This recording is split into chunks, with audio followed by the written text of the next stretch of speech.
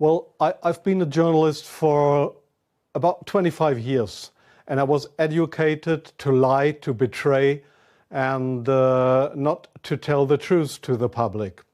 But seeing right now, within the last months, how far how the German and American media tries to bring war to the people in Europe, to bring war to Russia.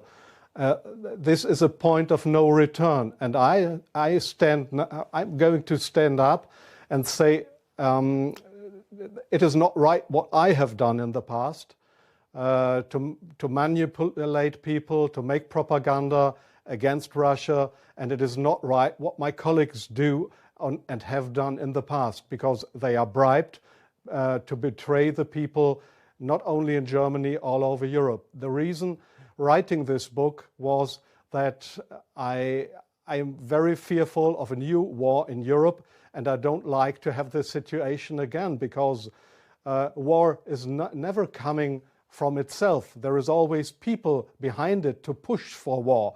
And this is not only politicians, this is journalists too. And I just have written in the book how we have betrayed in the past our readers just to push for war, and because I don't want this anymore. I'm fed up with this propaganda. We live in a banana republic and not in a democratic country where we have press freedom, where we have human rights.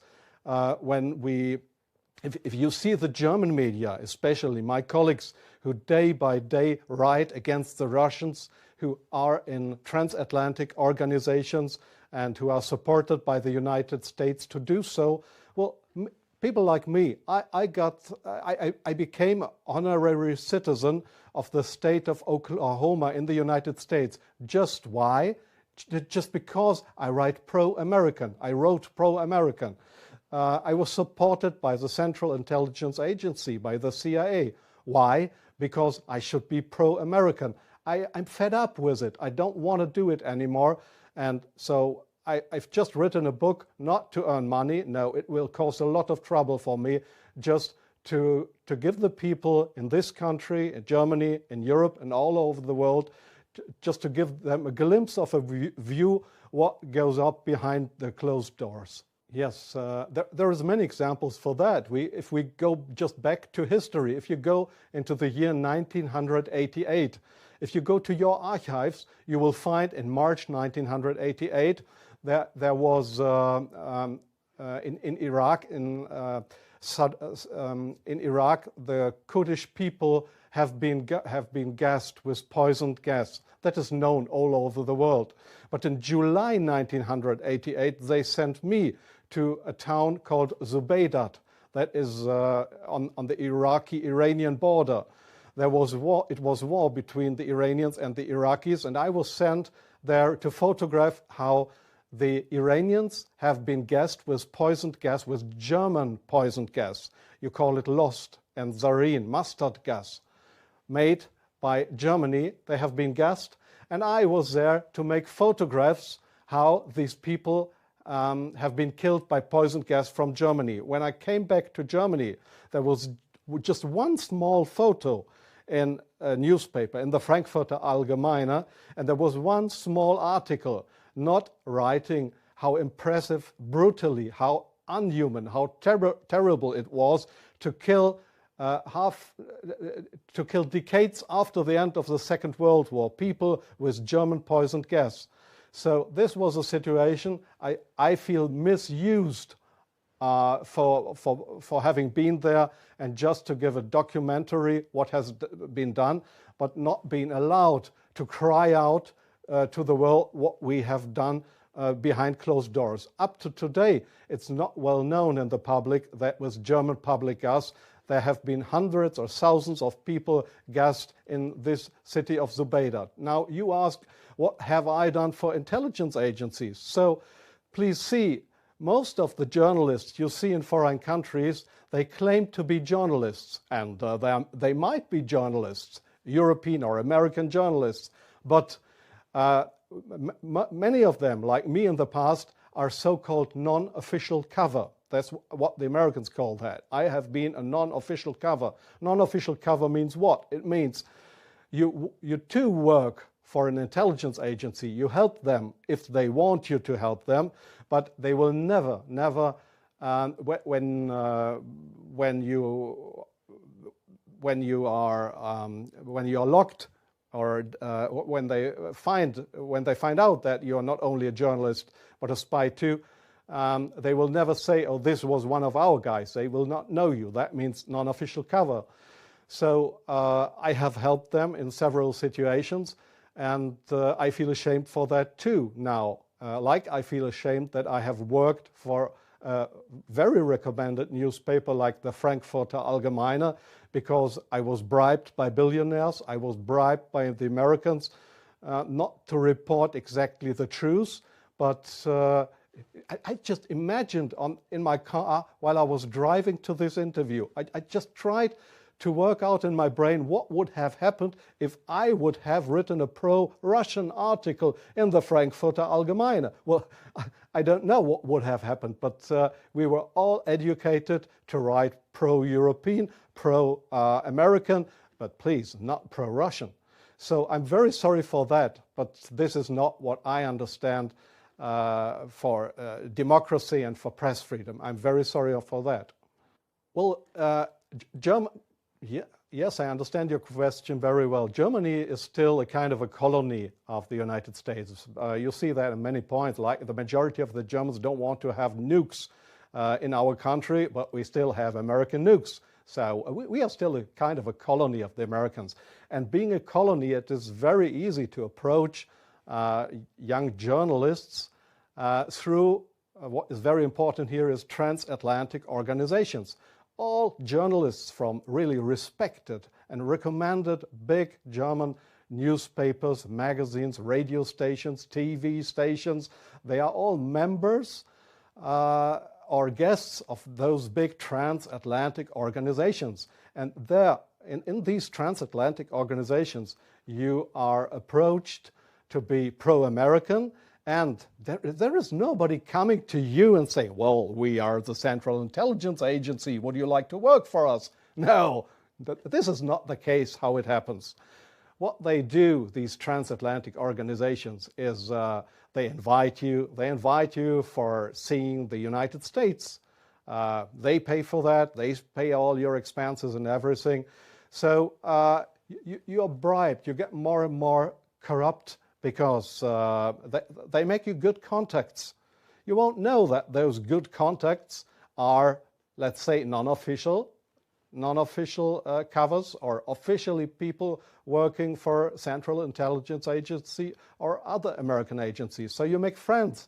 You think they are friends, and you cooperate with them. They ask you, well, could you do me this favor? Could you do me that favor?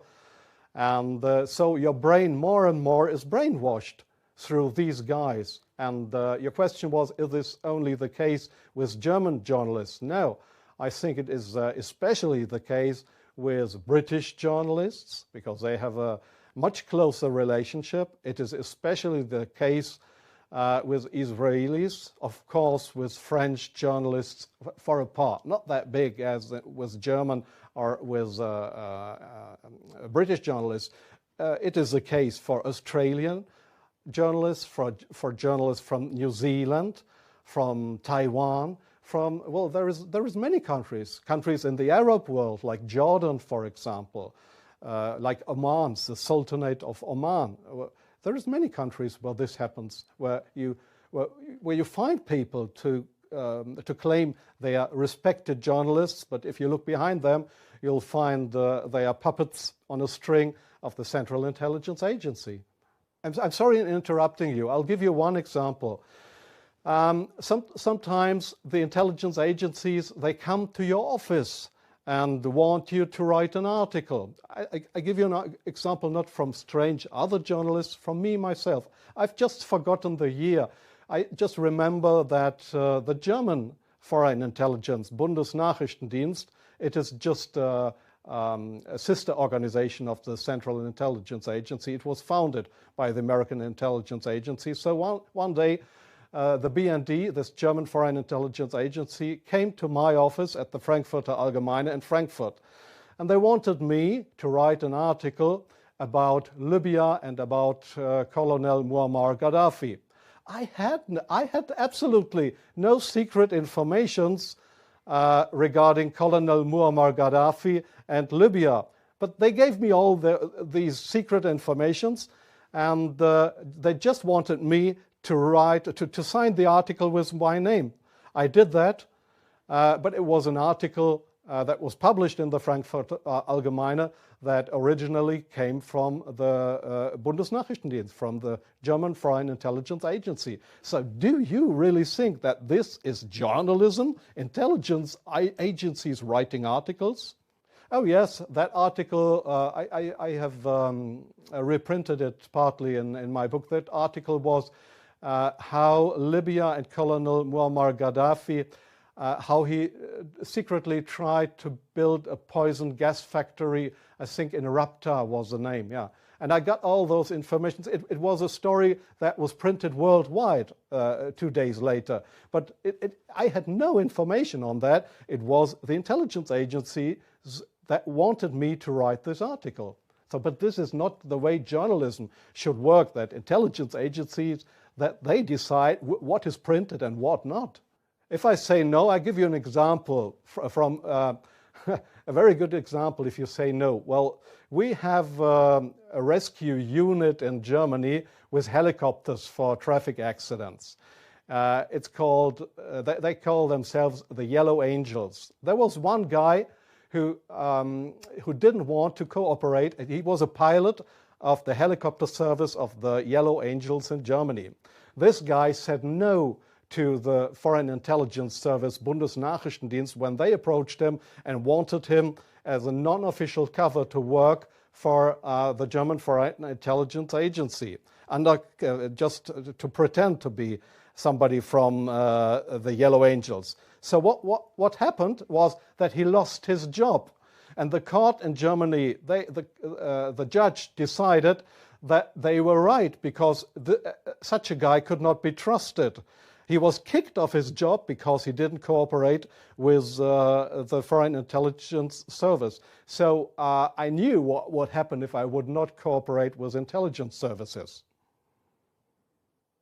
Well, I have had, let me say, 6 times my house was house searched because I was accused by the public prosecutor, the German public prosecutor. I was accused of leaking secrets of states. 6 times house searched. Well, they hoped that I wouldn't do that ever again. But I think it's worse that the truth will come out one day. The truth won't die.